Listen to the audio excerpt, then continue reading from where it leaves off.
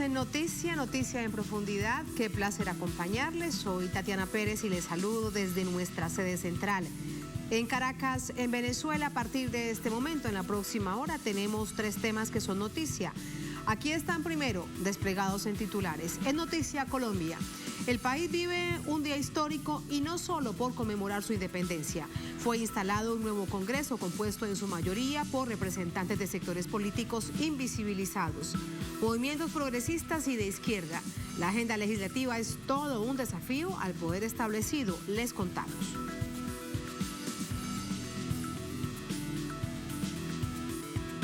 En Noticia Ecuador, en medio de una nueva masacre ocurrida en una cárcel, los negociadores del paro lograron un primer acuerdo con el gobierno relacionado con alivios financieros, especialmente para el campo tan golpeado.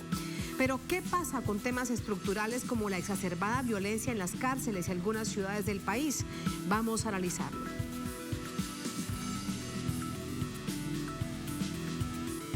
En Noticia Chile, el gobierno reconoce que en el país hacen presencia 2 carteles de la droga mexicanos y que dentro de esta nación se producen alcaloides. Se trata de un fenómeno nuevo en Chile y por lo menos públicamente. Pero ¿de qué manera se expresa? Vamos a verlo. En Noticia Casi comienza. Bienvenidos, bienvenidas.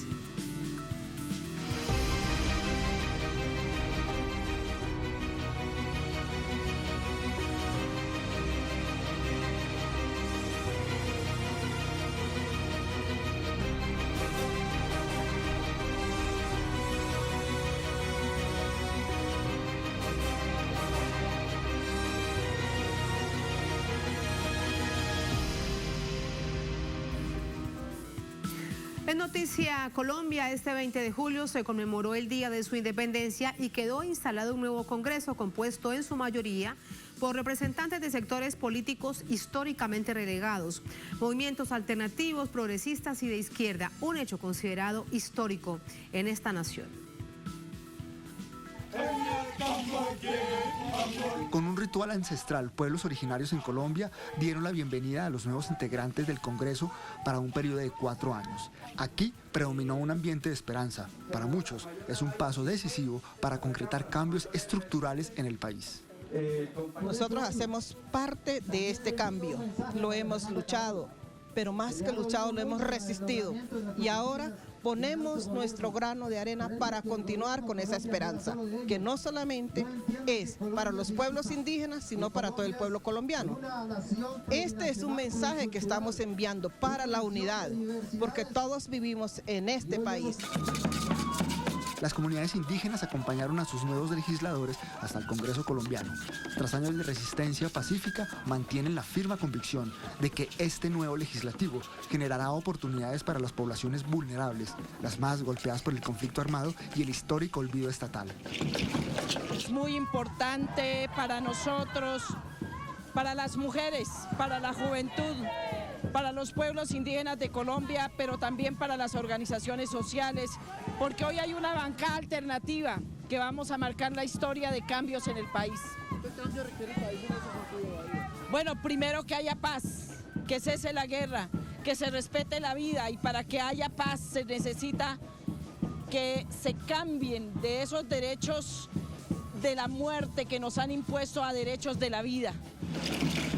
Es la primera vez que al Congreso de este país llega una bancada compuesta mayoritariamente por partidos alternativos, progresistas y de izquierda, más de 45, solo del Pacto Histórico, y que en conjunto con legisladores de la Alianza Verde, el Partido Liberal, algunos conservadores y otras fuerzas políticas alcanzarán una mayoría que podrá sacar adelante reformas necesarias para realizar cambios profundos en el país, sobre todo ante las amplias expectativas que tienen diversos sectores sociales golpeados históricamente con las políticas de carácter neoliberal emanadas desde este recinto.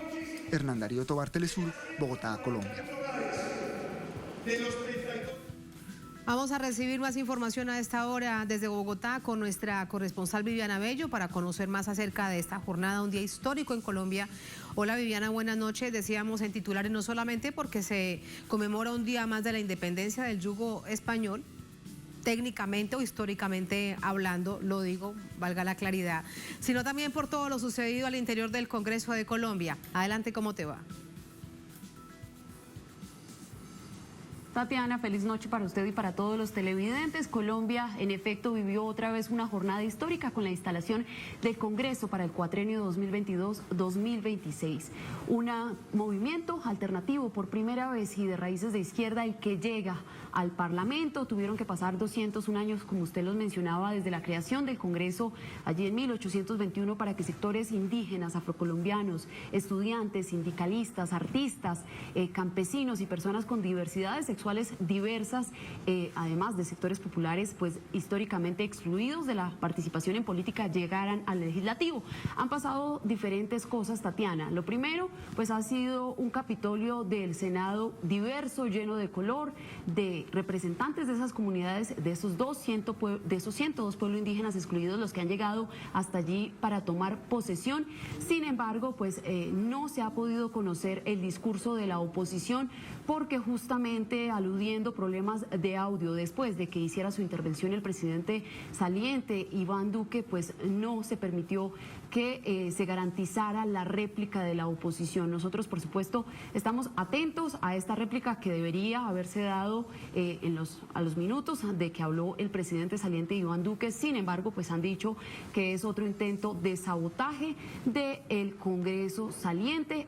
También, otra de esas cosas que ocurrió el día de hoy en este Capitolio es justamente que esa bancada de oposición, que hasta hoy cumplía como oposición, pues ha esperado al presidente Iván Duque con carteles de esos más de 1000 líderes sociales asesinados durante estos 4 años de gobierno y de esos más de 300 firmantes de la paz que han sido asesinados bajo su mandato.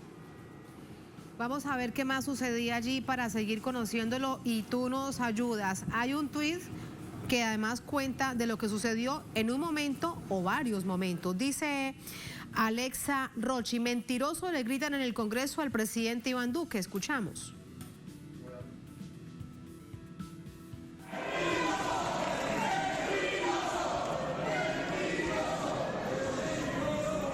Este compromiso irrestricto.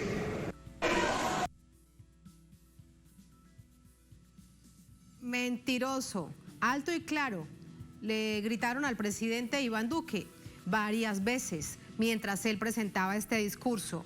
Varios congresistas de los que hasta hoy eran oposición, hoy se encuentran a partir de este momento en el pacto histórico. Dijeron, no solamente en medios de comunicación, sino en redes sociales, que nunca habían escuchado un discurso con tantas mentiras de un jefe de Estado. Pero ¿qué fue lo que dijo, Viviana? El discurso del presidente Iván Duque inició pues con una exposición de cifras y de inversión a la paz, que esto fue lo que causó indignación dentro de los congresistas que, como usted lo menciona, hasta hoy fueron de oposición por justamente el escándalo que se ha conocido en los últimos días de más de 120 billones de dólares que debían ser destinados a la paz y que pues fueron usurpados, que hoy están en bolsillos de miembros del gabinete presidencial, donde no hay investigaciones. Y mire, dentro de esas discursos, pues lo que dijo el presidente fue estos 4 años tuvieron cambios drásticos, y lo que han dicho los expertos y los analistas es que en efecto fueron cambios los que se dieron, un crecimiento de pobreza como nunca antes visto. El presidente saliente deja más de 21 millones de colombianos en la pobreza, más de 560.000 niños con desnutrición crónica y 54% del país en inseguridad alimentaria. De ahí entonces que este discurso plagado de mentiras y de cifras que no corresponden a la realidad haya sido abuchado por estos líderes y congresistas de la oposición, que, como ya le vengo repitiendo, no han podido pues garantizar su derecho a la réplica, porque han aludido pues los congresistas salientes que hay problemas con el sonido, lo que es pues coincide con lo que han dicho estos sectores progresistas, y es que se intenta nuevamente torpedar el discurso de la oposición. El presidente Iván Duque salió a los pocos minutos de dar su discurso, no se quedó para escuchar a la oposición, como ha sido pues su talante de salir antes de que hablen estos movimientos. Y también ha dicho otra frase, Tatiana, que tal vez es la que más ha enrarecido el ambiente en el Capitolio, y ha sido que bajo su gobierno se ha garantizado y se le han entregado tierra a los campesinos de Colombia.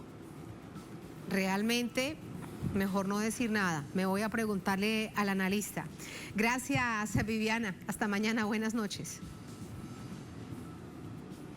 Para ello nos acompaña, buenas noches, para ello nos acompaña Over Dorado Cardona, dirigente sindical, social, político, miembro de la Central Unitaria de Trabajadores de Colombia, nos acompaña desde Antioquia. Over, buenas noches, bienvenido, ¿cómo está? Muy buenas noches para usted y para todos los televidentes. Muchas gracias. ¿Escuchó el discurso del presidente Duque, el último discurso del presidente Duque? Sí, yo creo que el doctor Duque está terminando su periodo presidencial como lo empezó. Es un gobierno que está claramente caracterizado como un gobierno de corte fascista, un gobierno que es mentiroso, que ha hecho de la corrupción una política pública y obviamente el terror y lo que hemos vivido en Colombia con este gobierno ha sido muy fuerte. O sea, el tratamiento de enemigo interno al conflicto social en el país ha sido completamente claro, conocido por el mundo, conocido en Latinoamérica, frente a cómo trató la protesta social, cómo trató la movilización y la organización social en el país entre los años 2019 y 2021. A ver, en todo caso, y en el análisis político hay que revisarlo desde varios puntos. Uno, ¿para quién iba ese discurso del presidente Iván Duque? Él tiene que saber que se va con más del 80% de desfavorabilidad, que hay un pueblo que no lo quiere, que el partido de gobierno, Uribe Centro Democrático, está extremadamente golpeado por su cantidad de errores, por su arrogancia, pero también por su mal gobierno. Él tiene que saber eso, o tendrá muy malos asesores si no se lo dicen. Entonces, ¿para quién iba ese discurso? No, yo creo que ese ha sido el comportamiento del gobierno y particularmente del presidente de la República. ¿Cómo sale el presidente de la República a nivel internacional? O sea, hablando las cosas contrarias a lo que está pasando a nivel nacional. Y lo que pasó hoy es un presidente de espaldas a los intereses de la gran mayoría del pueblo colombiano, entendiendo él que hoy el Congreso de la República tiene un proceso, una composición política diferente a la que él tuvo hace 4 años. Y en ese sentido hay una equivocación total. Pero ese es el presidente que hemos tenido durante estos 4 años. O sea, no es un problema ajeno al país. Y lo que le ocurrió hoy en el Congreso de la República, donde los abucheos, donde el distanciamiento de la gran mayoría del Congreso, que hoy estaba reuniendo y estaba prácticamente abriéndolo él en estos próximos 4 años, él finalizando el periodo, pero un nuevo Congreso hace lo que hace. O sea, tendencioso, mentiroso, retador, provocador y obviamente con lo que ha pasado en el país en estos 4 años, pues los congresistas no se iban a quedar callados. Me parece que es un presidente que está claramente determinado por unos intereses y que tiene un comportamiento lógico, que fue lo que pasó durante 4 años, no solamente a nivel nacional, sino a nivel internacional. Entonces ese discurso iba para los que aún dicen o que realmente siguen siendo uribistas, ese llamado voto duro del uribismo, que tal vez lo quieran mantener y aguantar en los años que vienen, entre otras cosas, porque sí, Uribe Centro Democrático tiene presencia en Cámara de Representantes y en Senado, aunque por primera vez en coalición ya no serán la mayoría. De hecho, les fue bastante mal en las elecciones legislativas. ¿Ese discurso del presidente Duque entonces iba para ese sector? No, o sea, yo diría que el presidente Duque lo hizo para el Congreso y para el país como él piensa que está el país y el Congreso. Es la lectura que él tiene del proceso. O sea, el asunto es que él no se sonroja para mentir, para mentir. Pero es que ¿sí? es bastante paradójico porque la gente no le cree.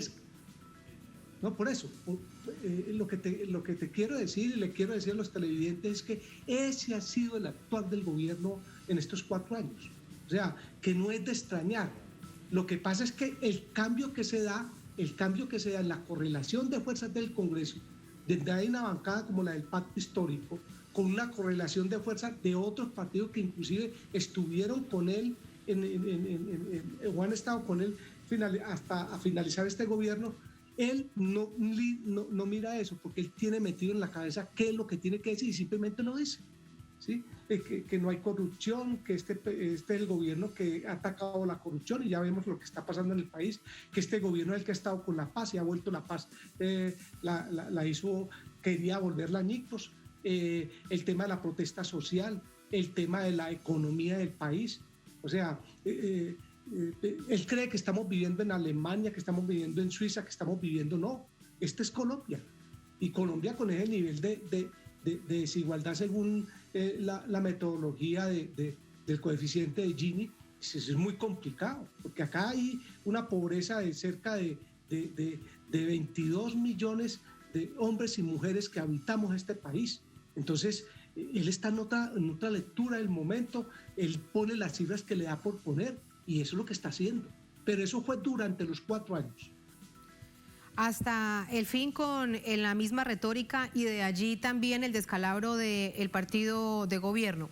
Over, un punto importante, lo que viene, vamos a revisar cuál es la agenda legislativa que ya ha sido comprometida por el pacto histórico y voy con el análisis, vamos a verlo. Paz, justicia social y justicia ambiental son las bases del programa de gobierno de Gustavo Petro y Francia Márquez. Con la mayoría del Congreso de su lado, el objetivo es cumplir con una agenda legislativa que responda a las necesidades de los colombianos. Las prioridades para esta nueva etapa legislativa la tiene la reforma tributaria, destinada a incrementar los impuestos a las grandes fortunas, y la reforma de la Policía Nacional, que plantea convertir la institución en un cuerpo civil no dependiente del Ministerio de Defensa. También serán temas de carácter urgente la revisión del presupuesto general de la Nación del 2023 y atacar la crisis social que ha llevado a la pobreza a millones de colombianos, por ejemplo, con el Plan Nacional de Desarrollo y la creación de una renta básica. La nueva legislatura tiene prevista una reforma política y adelantar una reforma del Congreso para acabar la corrupción en el poder legislativo y que sea un órgano más eficiente. En el camino de construir la paz, buscarán crear espacios para el diálogo con los actores del conflicto armado, un plan de choque para proteger la vida de líderes sociales y firmantes de la paz, y buscar la libertad de los jóvenes criminalizados durante la protesta social en los últimos años. En esta materia, se crearán el Ministerio de la Igualdad y el Ministerio para la Paz y la Convivencia.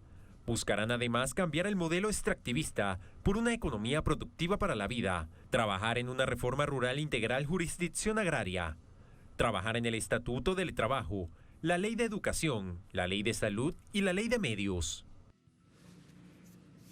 Ver todo esto junto es un tremendo desafío, Over, ¿qué opinas?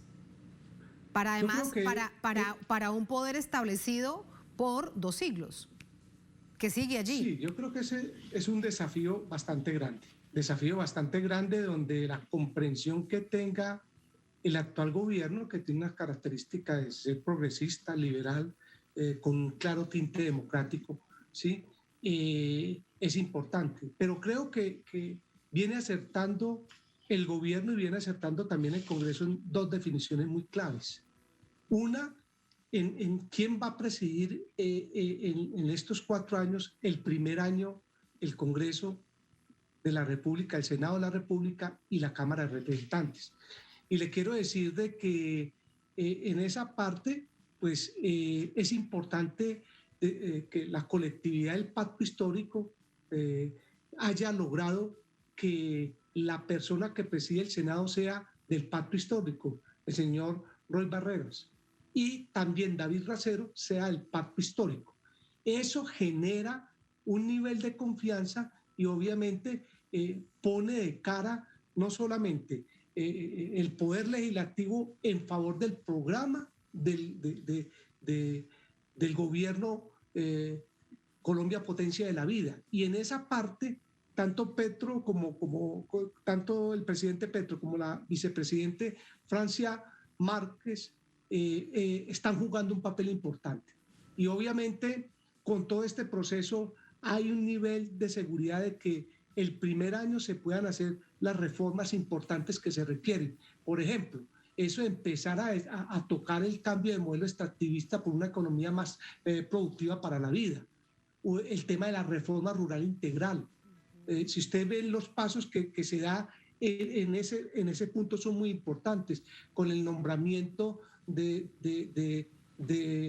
gente de los pueblos indígenas, personas de los pueblos indígenas, como la lideresa Arhuaca Leonor Salabata, sí, la embajadora que va para la ONU en Nueva York, Patricia Tobón, la lideresa en Vera, ¿cierto? Comisionada de la verdad, que va a dirigir la unidad de víctimas, y el compañero Giovanni Yule, que va a estar en el tema de dirigir la unidad de restitución de tierras. Si usted mira eso en términos de lo que ha sido la política agraria históricamente en este país, es fundamental. Y creo que una de las luchas que ha dado el pueblo colombiano, tanto democráticamente, civilistamente, pero inclusive en la lucha armada, el tema de la tierra ha jugado un punto fundamental en esa lucha, pero también no solamente las tierras, sino que tiene que ver también con la distribución de la riqueza, ¿cierto? Entonces, cuando ustedes hacen ese recorrido del plan programático de gobierno de Gustavo Petro y Francia Márquez, es muy importante, porque creo que va a dar en donde tiene que dar el gobierno, con tener presidente del Pacto Histórico en el Senado y presidente del Pacto Histórico en la Cámara de Representantes. Esto es un tremendo desafío, como bien dices, Over, y la expectativa es que todo se pueda cumplir y que los distintos sectores que evidentemente no hacen parte del pacto histórico, incluso algunos que estuvieron en la oposición, que se sumen por lograr que Colombia salga del oscurantismo. Muchas gracias, muy buenas noches. Bueno, a usted muchas gracias. Hasta luego. Bien. Gracias. Así vamos a la primera pausa en esta emisión de Es Noticia. Al volver en Noticia Ecuador, en medio de una nueva masacre ocurrida en una cárcel, los negociadores del paro logran el primer acuerdo con el gobierno relacionado con alivios financieros. Pero aquí hay un asunto central. ¿Qué pasa con temas estructurales como la exacerbada violencia en cárceles y algunas ciudades del país? Vamos a analizarlo al volver en Es Noticia.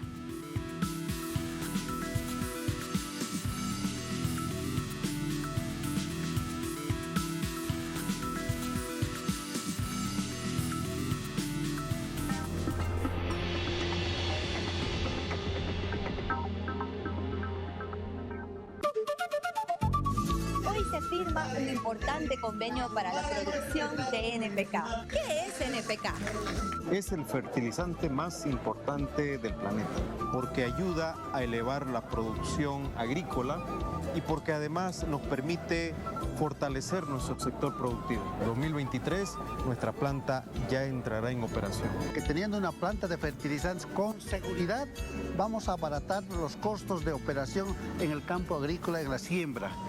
NPK abrirá una nueva era para impulsar y garantizar la soberanía y seguridad alimentaria del país. Ya está aquí el presidente. Esta estrategia nacional de mejorar la productividad de la tierra y convertirnos en un gobierno, en un país que sea autosuficiente en la producción y consumo de sus propios alimentos, es decir, la seguridad con soberanía alimentaria. Muchas felicidades en buena hora para nuestros hermanos cochabambinos.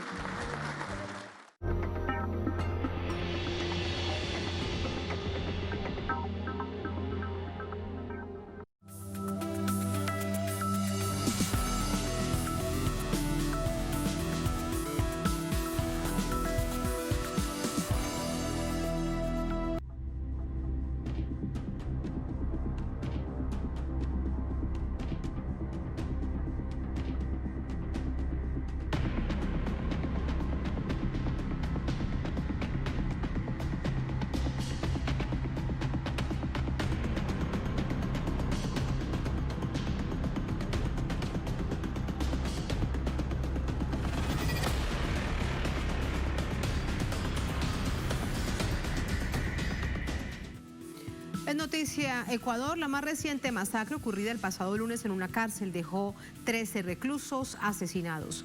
Así la nación supera 400 muertes de privados en libertad por la violencia en centros de reclusión en 2 años. Vamos a verlo.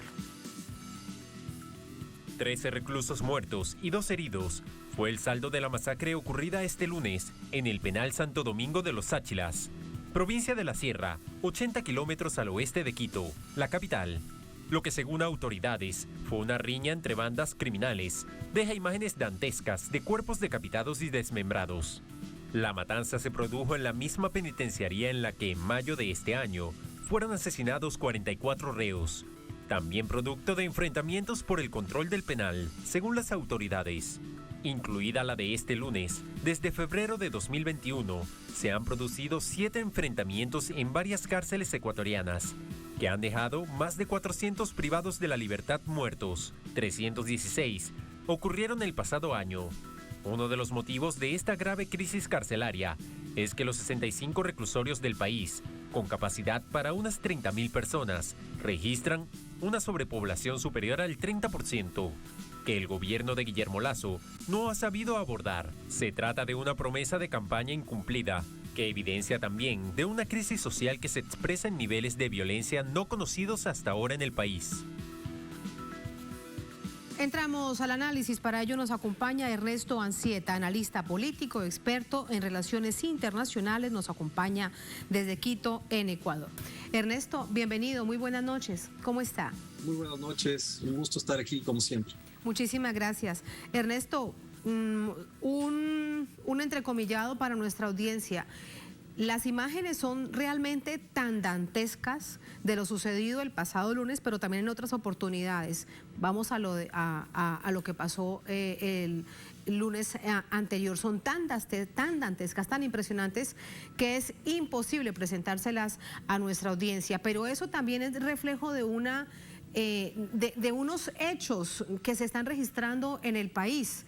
Las maneras, además, en cómo se asesinan, tienen una explicación en la nación. ¿Usted cómo lo diría? No quiero sonar alarmista, pero el Ecuador se encuentra en una crisis casi sistémica.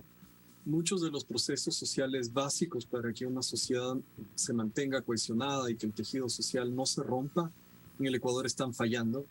Seguridad es lo que salta a la luz justamente por esas imágenes dignas del Estado Islámico. Violencia equiparable a la del Estado Islámico. Pero no es solo seguridad, también es lo que pasa en el sistema financiero, es también lo que pasa en la salud, es también lo que pasa en la educación. Y si somos más detallistas, más bien lo que no pasa, lo que se ha dejado de hacer. El abandono de los dos últimos gobiernos, del presente Guillermo Lasso y el anterior de Lenín Moreno, que olvidaron la inversión en educación bajo una lógica basada 100% en ideología, una visión del mercado, una visión de la economía, que es insuficiente para la realidad latinoamericana, donde el papel del Estado como un vector de cohesión social es, ¿cómo decirlo?, innegable. Estamos viendo procesos en Latinoamérica, el mismo Chile, que se supone que era el gran ejemplo de capitalismo moderno, te demuestra que no, que el Estado tiene que intervenir en mayor o menor medida para evitar justamente que la sociedad se desgregue, porque no tenemos un desarrollo homogéneo. Lo que vemos en las cárceles, como muy bien dice en el resumen, tiene que ver con el hacinamiento, pero también tiene que ver con el cambio de la estructura, si ustedes quieren, social, no solo en las cárceles, sino alrededor de ellas. Porque la gente que termina en la cárcel no es por gusto. Quien se mete a la delincuencia muy rara vez es por gusto. Lo que vemos es que si hay falta de oportunidades económicas, si no hay debido acceso al crédito, si no hay educación de calidad, salud de calidad, la gente tiende a caer en estas redes que ofrecen obviamente beneficios a corto plazo. Hay que aclarar algo. El transcurso de estas catástrofes humanitarias, podría llamarse, mucha de la gente que ha muerto son víctimas. Entonces, aquella visión que a veces se trata de justificar, bueno, que en las cárceles se maten porque al final del día son todos delincuentes y no importan los derechos humanos, es errada, porque muchas veces caen gente que está presa por delitos menores e incluso no violentos. Claro que es errada, entre otras cosas, doctor Anzieta, porque así sean delincuentes, el Estado tiene el deber de protegerlos, así estén dentro de las cárceles. Se supone que de las cárceles, que en teoría eso es lo ideal, que ingresan para pagar una pena legalmente por haber cometido un delito y salir como mejores personas. Pero lo que sucede dentro de las cárceles es que entran y no saben si van a salir con vida. 400 personas muertas muchas de ellas, además, por lo que hemos leído, no habían sido condenadas, apenas estaban en ese proceso producto de retrasos. Entonces, le pregunto de ello. Bueno, lastimosamente, la cárcel es un espacio para pobres. Esto es algo que hay que aclarar, porque realmente si uno analiza cómo está compuesta la población, uno se da cuenta que la mayoría de gente sobre los 18 años hasta los 42, 45.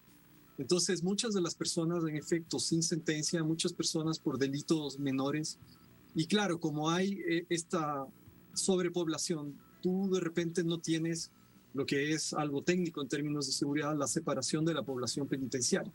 Entonces se encuentran en mismos espacios delincuentes, si ustedes quieren, de alta categoría y gente que a veces cometió un error. Y sí, en efecto, es una obligación estatal. A mí lo que me preocupa es que en un par de años van a llegar demandas y estos procesos en el sistema de justicia interamericana, porque evidentemente el Estado está fallando y está fallando lastimosamente ex profeso. La persona que estaba a cargo del centro penitenciario en Santo Domingo, donde ocurrió este último evento, renunció y entre sus declaraciones él afirmó categóricamente no se puede hacer mucho sin el apoyo del Estado. Entonces lo que tú tienes es un Estado ausente. Y el Estado está ausente porque hay una decisión política. En políticas públicas nosotros tenemos que hay acciones y omisiones. Ambas son formas de actuar. Cuando el Estado deja de hacer algo, es una forma de actuación. Y uno se da cuenta que en el gobierno hay más interés en tratar de justificar la situación cuando obviamente resalta a nivel internacional que resolver el tema de la violencia dentro y fuera de las cárceles de manera real. ¿Por qué? Porque además... Sí, doctora Anzieta, pero permítame preguntarle algo. Es que lo escucha usted atentamente y uno se pregunta si hay una decisión, si es realmente intencional, si puede haber una intencionalidad por parte del gobierno de que esto suceda. Como dice el gobierno, la información que se entrega es que en este caso, en la cárcel, por ejemplo, allí en esta región andina del Ecuador, que se enfrentaron dos bandas del crimen organizado y que entre ellas se mataron. Si esto lo dice el gobierno, uno piensa, ¿será entonces que lo que están buscando es que, bueno, que ellos digan, se matan entre ellas y nosotros nos libramos de estos delincuentes? Terrible, pero uno se pregunta si eso también es que es una decisión del gobierno. Yo no podría afirmar categóricamente que es una decisión del aparato del gobierno, pero sí puedo decir que hay mucha gente dentro del gobierno y que apoya al gobierno que piensa de esa manera. Porque claro, es un pensamiento simple, ¿no? Si son todos malos y se matan entre ellos, cada muerte en realidad es una ganancia, se reducen los costos para el Estado, hay menos delincuencia. Pero insisto, hay que entender, dejándose de este razonamiento tan simplón, que primero hay una obligación de protección. Yo les pregunto algo, ¿dónde está la inteligencia policial? Que entendiendo que hay bandas y que hay una división, si ustedes quieren, en la jerarquía criminal, les ponen en los mismos espacios a personas que se van a matar. Dos, ¿cómo entran las armas a los centros penitenciarios? El control del perímetro de las cárceles no está en manos de los prisioneros, ¿o sí? ¿Cómo entran las armas? Ustedes vieron en las imágenes, las anteriores masacres ocurrieron con armas de fuego, granadas, motosierras. Entonces, ¿cómo eso entra? ¿Quién justifica y quién responde? Lo gracioso es que desde un punto de vista abstracto hay una responsabilidad del Estado, eso todo el mundo lo sabe, pero yo les hablo de una responsabilidad objetiva. ¿Quién es la persona que está a cargo del control del perímetro? ¿Quién es la persona que está a cargo del control de las cámaras? No es la primera vez que ocurre que justo se apagan las cámaras cuando ocurren estos eventos. Atención, los presos tienen acceso a telefonía celular, algo que uno se cuestiona también cómo es posible. El asunto es que muchos de ellos estaban llamando a sus familiares diciendo nos van a matar, llamen a la policía, que la policía haga algo. Es impresionante ver cómo en el caso ecuatoriano se hizo una movilización de policía con fuerza interna y defensa, el ejército, para el control de las protestas que tienen una orientación de carácter social y político, no delincuencial. Y todos vimos las imágenes de una cantidad increíble de equipo y de personal. Y en el caso de una cárcel, donde tú estás hablando de un espacio muy circunscrito, que desde un punto de vista de perímetro, una vez más, es más pequeño, Se sabe que va a pasar una masacre porque entre los presos hay comunicación, ellos ven que algo está ocurriendo y no ocurre nada. La policía no actúa rápidamente, el gobierno sale con explicaciones, son bandas delincuenciales que están matando. Bueno, si usted sabe eso, ¿por qué no separar a la población penitenciaria entendiendo que no pueden coexistir bandas de diferente naturaleza en el mismo espacio? Entonces, esto es ineludible, no hay cómo exculparle al Estado su responsabilidad. Claro, son además preguntas sin respuesta que se siguen sumando y es una también con todo eso que usted nos dice, en manos de quién están entonces los centros penitenciarios, en manos de los criminales, de los grupos organizados al servicio del narcotráfico, del tráfico de armas, etcétera, etcétera, porque cómo es posible que con tanto pie de fuerza, como bien se expresan las movilizaciones sociales, que se nota, que se evidencia, no tengan la capacidad de controlar los recintos penitenciarios, doctor. Sí, hay rumores, esto es algo que es difícil verificar, sería imprudente de mi parte decir sin evidencia, pero hay rumores, y no solo en redes, de gente que dice, oigan, esto parece deliberado, hacerme del lado de una de las bandas para facilitar las masacres, porque ¿cómo es posible que durante la protesta social hubo alguno de estos amotinamientos? Esto es interesante, fue casi más de medio mes y no hubo este tipo de amotinamientos ni masacres. Se acaba la protesta social y de repente una vez más llegas a este ciclo de violencia. Y atención, yo hablo de ciclo de violencia porque estoy convencido de que lo que se viene adelante, esto no es la última masacre, es la última hasta que venga la siguiente. ¿Sí? Y esto es algo que se discute entre los expertos y académicos, de que no es posible que haya estas casualidades, no son casualidades. Entonces, de alguna manera debe haber algún nivel de contaminación, si ustedes quieren, del personal estatal. Quizás no una decisión política, pero hay un personal estatal que está contaminado. ¿Qué es lo que tiene que hacer el gobierno? Cambiar a esas personas. Si me doy a entender, en todos los casos el gobierno está a cargo de abordar el asunto. Lo comprendemos, pero uno se pregunta, pero también dentro de la policía, también dentro del ejército tendrán que haber investigaciones, pero parece que no las hay porque el gobierno, doctor Anzieta, lo que responde cuando se registra una masacre y después de la otra, aunque algunos representantes de las cárceles han renunciado, pues es que no cambia la estrategia, solamente se mantiene el tema de la seguridad diciendo que llegará más personal, etcétera, etcétera, pero no hay un cambio real de estrategia que permita pensar que esto puede mejorar. Justamente lo que yo decía hace un rato, abstenerse a hacer algo es también una forma de política.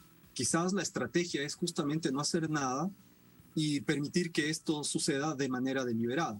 Y es excelente la apreciación cuando uno habla y dice, bueno, en policía y en ejército puede que haya niveles de contaminación. No es que puede que haya, sabemos que hay, porque los Estados Unidos quitó la visa para una serie de generales. Pues sabemos de la existencia de los narcogenerales.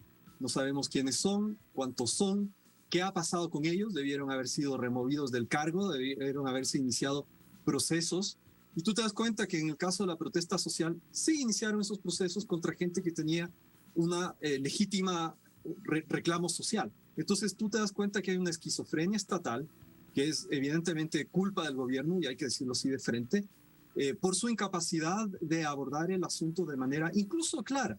El momento en que ellos hablan de son peleas entre bandas criminales y al mismo tiempo acusa a la protesta social de ser terroristas o narcotraficantes, es esquizofrénico porque hay una acusación directa de otro estado aliado del gobierno que te dice hay narcogenerales y hasta ahora no hemos visto ningún proceso que debería ser un escándalo nacional de estos susodichos narcogenerales. ¿Dónde están? ¿Quiénes son?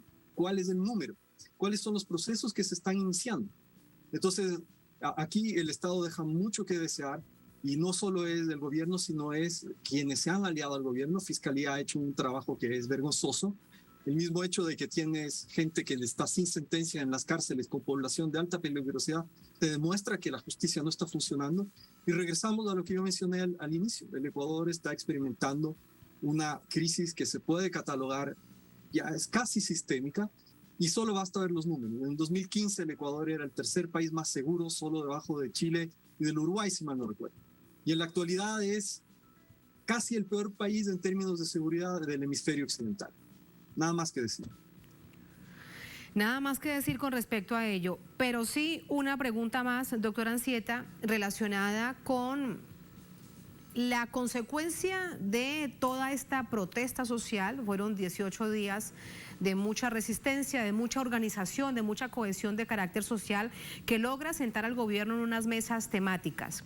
Pero uno ve que el gobierno, bueno, sí se sienta, hay un primer acuerdo relacionado con alivios financieros porque hay un asunto que ahoga a las poblaciones campesinas e indígenas, pero que es además estructural, pareciera que no tiene tanta fuerza, incluso dentro de estos ejes temáticos que resultaría fundamental ante la exacerbada violencia. ¿Cuál es su opinión?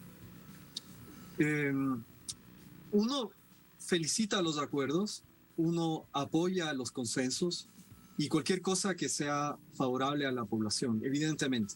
Pero cuando analiza el detalle hay una serie de peros que surgen, empezando por el más fuerte. Hasta ahora el presidente no ha cumplido casi nada de lo que ha prometido y de hecho su palabra casi no tiene valor. Y estoy hablando incluso dentro de la clase política nacional. Él presenta como un triunfo el haber sobrevivido al proceso en la Asamblea Nacional de destitución y se ve ufano, incluso agresivo, una entrevista el otro día, si mal no recuerdo, en Bloomberg, mencionando que a él no lo podían votar y que se siente totalmente seguro. Es un error, esa actitud arrogante es peligrosa porque el conflicto social no es que se ha acabado, está latente. La violencia está latente, puede que vuelva a activarse. Cuando uno analiza al detalle los acuerdos financieros a los que uno se da cuenta de que son menos de $100 millones de condonaciones, cuando hace unos años atrás tuvimos más de $1.000 millones hacia las grandes empresas. Entonces, no sé si me doy a entender. Esto suena un poco a migajas, no estoy criticando los acuerdos, a mí me parece que está bien que haya diálogo y que haya cosas positivas para la población, pero dentro de los acuerdos, que fueron 4 grandes acuerdos, entre otros más crédito ¿cómo? Con las mismas reglas, donde no accede la gente más pobre, con donaciones, cuando te dicen analizando caso por caso, ¿eso qué significa? Que queda al arbitrio de las instituciones privadas. ¿Quién hace la mayor condonación? La banca nacional. Entonces ahí tú te das cuenta que quizás los convenios, los acuerdos no son tan profundos y no van a ser algo que va a modificar las condiciones estructurales del Ecuador en este momento. ¿Cuáles son esas? Un desempleo enorme, una falta de salud, de educación digna, ninguna perspectiva económica. Era gracioso, uno de los grandes promesas de campaña del gobierno era trabajo. Y ocurre que no hay trabajo, y no solo que no hay trabajo, sino que el trabajo cada vez es de menor calidad.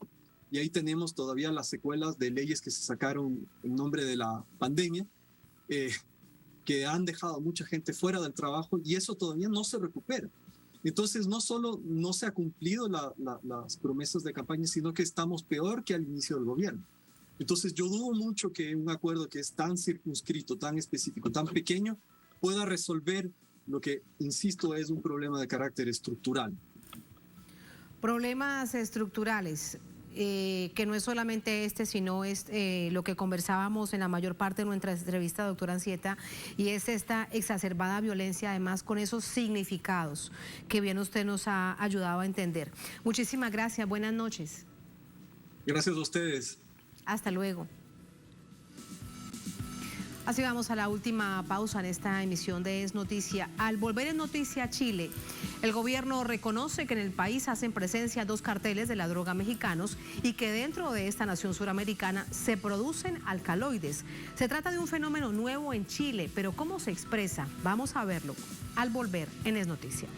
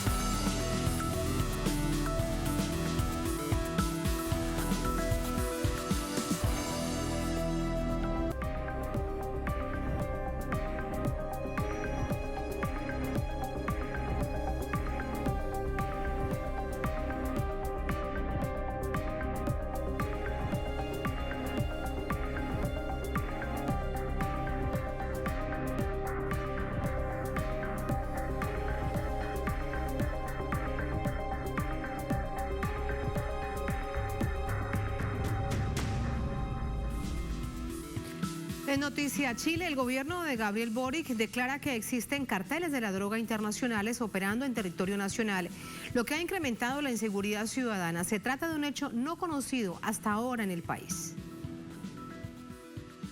A través de la información en prensa, se da a conocer que el gobierno de Gabriel Boric conoce de la existencia de bandas internacionales que se asentaron en el país para lucrarse del tráfico y de otros negocios ilícitos. En este sentido, el subsecretario del Interior, Manuel Monsalve, ha detallado que el aumento de la inseguridad obedece en buena parte a la presencia de los carteles de Sinaloa, Jalisco Nueva Generación de México y el Tren de Aragua de Venezuela.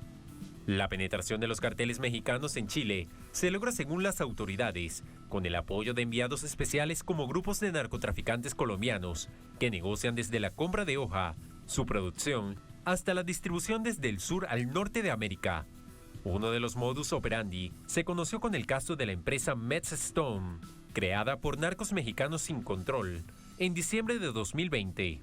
La empresa era una fachada de sociedades fantasmas que hacía subcontrataciones en Chile para lavar dinero proveniente del narcotráfico. Según la Fiscalía, hay un aumento del 66% en los homicidios del 2016 al 2020 y el Ministerio del Interior registra un 40% desde el 2016 al 2021. Aunque las cifras publicadas por organismos del Estado difieren, evidencian un incremento exponencial de asesinatos en el país. El gobierno relaciona estas cifras directamente con la llegada del crimen organizado internacional. Así entramos con el análisis. Para ello nos acompaña Juan Carlos Gómez Leighton, doctor en Ciencias Sociales, Política, nos acompaña de Santiago de Chile, la capital. Doctor Gómez, ¿cómo está? Muy buenas noches. ¿Cómo le ha ido? Buenas noches, Tatiana. Un gusto de saludarla y estar de nuevo en Telesur. Muchísimas gracias. El cartel de Sinaloa, el cartel del Chapo Guzmán, preso en Estados Unidos, pero con todas sus redes en México y en otras partes de América Latina, ya está en Chile. Pero también el cartel Jalisco Nueva Generación también está en Chile. Al gobierno no le quedó más que reconocerlo. ¿Qué cree usted con respecto a esto que dijo el subsecretario de Seguridad? Y además, ¿cómo se caracteriza esta presencia de estos dos grupos vinculados al narcotráfico y a otra serie de delitos transnacionales en el país? Mira, en primer lugar habría que señalar que el conocimiento acerca de la presencia de estos carteles, tanto mexicanos como también el de Colombia, del Golfo y el Tren de Aragua de Venezuela, se conocían previo a la llegada al gobierno de Gabriel Boric. En el informe que se emite en el año 2021 ya se constataba por parte de la Fiscalía Nacional que justamente el observatorio señalaba la presencia de estos carteles. Es decir, no es una cosa que haya sido recientemente descubierta por el gobierno de Gabriel Boric. Este gobierno acaba de asumir en marzo de este año, lleva apenas 3 o 4 meses, y por lo tanto el conocimiento de parte de las policías, como también del Ministerio del Interior, del pasado gobierno, señalaba que tenían presencia estos dos carteles, principalmente los mexicanos, y que se habían desbaratado, se habían incautado, se habían impedido ciertos negocios, entre comillas, que hacían estos grupos al interior del país. Evidentemente de que el problema de la presencia de estos carteles agrava el tema de la circulación de la droga en Chile, que es un fenómeno que se viene desarrollando desde hace ya unos 40 años.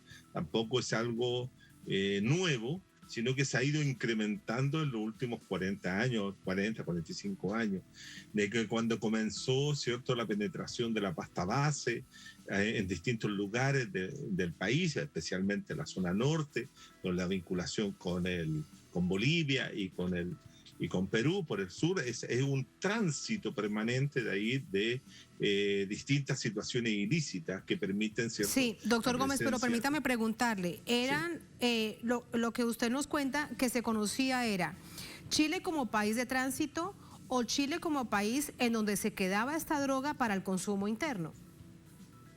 Chile, desde hace un tiempo, cuando yo le estaba haciendo este relato que pasaba, era como un país que consumía droga, pero a un nivel de marihuana traída fundamentalmente de Bolivia o de Paraguay. A veces llegaba también la marihuana colombiana desde Cali o Medellín, etcétera, y llegaba y se consumía.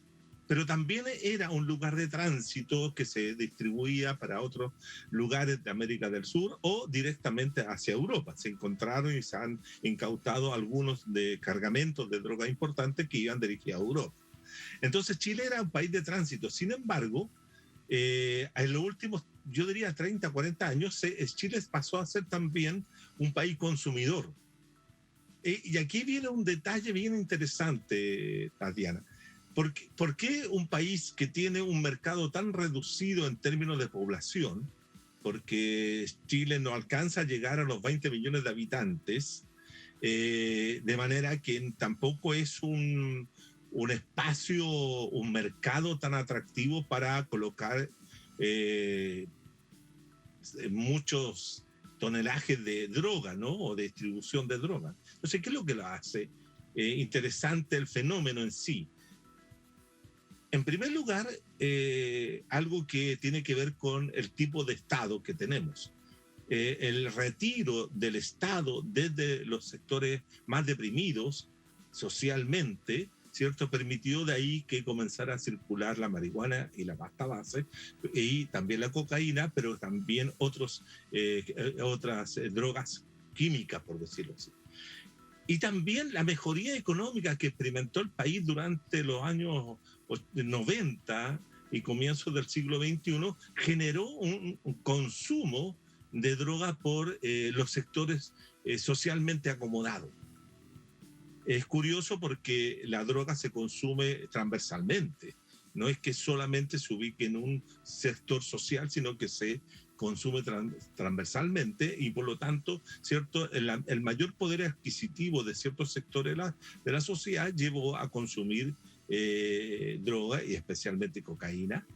Y eso genera, ¿cierto?, esta situación de incremento del interés de estos grupos por venir a establecerse a Chile. Eso que usted dice es muy importante porque es que estos dos carteles que funcionan además como empresas transnacionales de todo tipo de ilegalidades, no van a un país si no hay un buen negocio.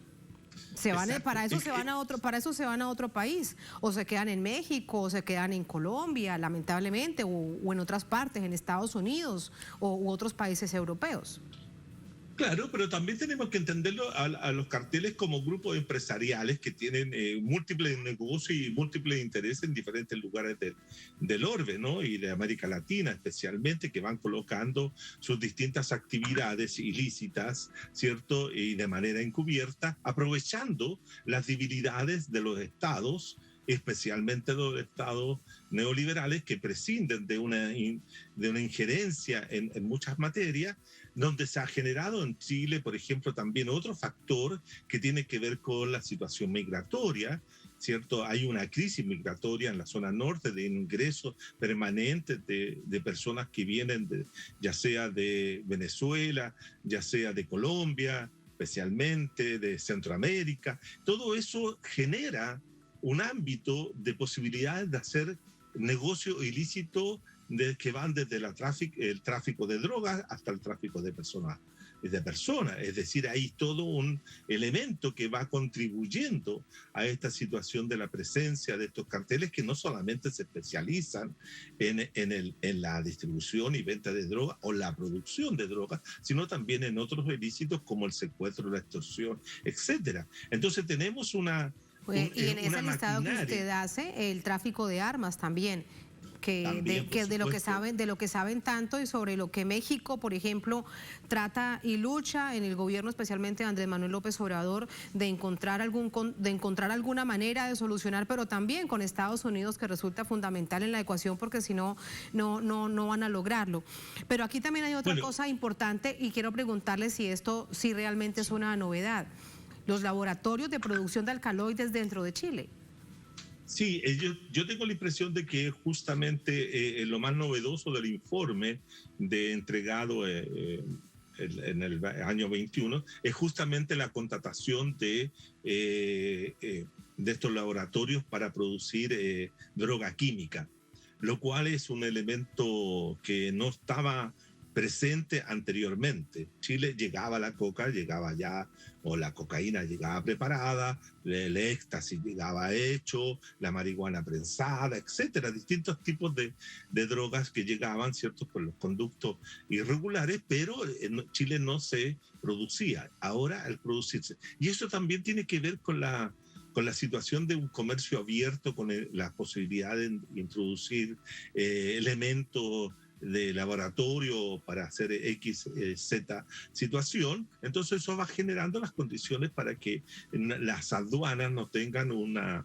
especial preocupación del ingreso de determinados instrumentos o elementos que sirven para ello. Entonces eso es interesante, pero eso también tiene que ver con esta masiva presencia del narcotráfico en las poblaciones, en los barrios, en las principales ciudades del país. Estamos hablando de Concepción, estamos hablando de Temuco, estamos hablando también de Santiago, Valparaíso y Calama, que el norte, de Iquique, que son ciudades que están al norte, y otras que están distintas, pero distribuidas a lo largo y ancho del país. La droga, la circulación, su consumo, el narcotráfico se ha transformado en un problema gravísimo, porque se sitúa dentro de las principales preocupaciones de la seguridad nacional, de la seguridad de la ciudadanía, y por lo tanto tiene que ser combativa. Ahora, ¿cómo se combate? El tema central es que si el Estado tiene o no tiene los intereses para resolver aquello, como además en una sociedad como la chilena, que estaba en incremento, ¿cierto?, en la corrupción de sus policías. Pensemos que el Carabinero tiene no sé a cuántas personas, ¿cierto?, comprometidos en distintos ámbitos de la corrupción. También el Ejército, también se han descubierto situaciones de corrupción en la Policía de Investigaciones, la Policía Civil, por llamarlo de alguna forma, pero todo este ámbito de corrupción permite que la droga siga circulando en el país y siga incrementando la violencia en muchos aspectos. Ya debo despedirle y solamente dejo planteado otro asunto para una próxima oportunidad, que escucharlo siempre es muy interesante, doctor Gómez, y tiene que ver con que ahora el gobierno, a través de todo el establecimiento militar y de seguridad, no busque una vinculación del pueblo mapuche, que lo culpan de todo en Chile, lamentablemente de todo lo culpan, y ahora por también relaciones con el narcotráfico. Ojalá y este escenario no se... Mire, dígame. Para decirle un punto con respecto a lo que me acaba de señalar y para abrir el interés periodístico, si usted quiere. Hace algunos años atrás vino a Chile un señor que es muy conocido en la región andina, que fue presidente de Colombia, que era el señor Álvaro Uribe Vélez. Y vino y se instaló en Pucón, en un hotel a puerta cerrada, con un conjunto de empresarios y hombres y mujeres, comillas, de bien de la zona, en la cual, ¿cierto?, le entregó una serie de instrucciones de cómo debía conformarse, ¿cierto?, el tema de la resistencia no mapuche, sino la resistencia a los mapuches, para defender su mundo, para defender todo aquello, ¿cierto? Y dentro de ese año, a partir de ese año, comienza en Chile a hablarse del narcotráfico en el Gualmapu. Y es muy curioso, porque si tú recuerdas, Tatiana, la forma como operó Uribe Vélez en su país, desarrollando, ¿cierto?, los paramilitares, haciendo también alusión de que la guerrilla colombiana estaba vinculada con el narcotráfico, etcétera. Se comenzó a hablar de la narcoguerrilla, etcétera. Entonces es muy curioso que justamente en una zona donde no existía esa noción de narcotráfico, comenzar a vincularse y hacerlo vincular con los movimientos de resistencia mapuche propiamente. Eso es muy interesante, poner en evidencia de que aquí el tema del narcotráfico también es una forma que los grupos capitalistas, los grupos dominadores introducen en las sociedades para ejercer un tipo de control de sus poblaciones, de su ciudadanía, de su gobierno, etcétera. Entonces es muy interesante analizar esa situación como una mecánica de la operación del capitalismo actual, de este capitalismo goré, que es un capitalismo totalmente en base de la violencia que ejercen estos grupos en las poblaciones y en las sociedades.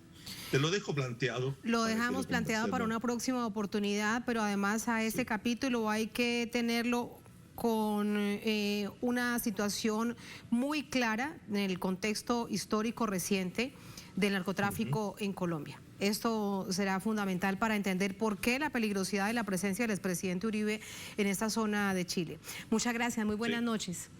Buenas noches, Tatiana, y gracias por la invitación. Gracias a usted, hasta luego. A ustedes gracias por habernos acompañado. Ponemos punto final a esta emisión de Noticia. Hasta mañana, sigan con nosotros.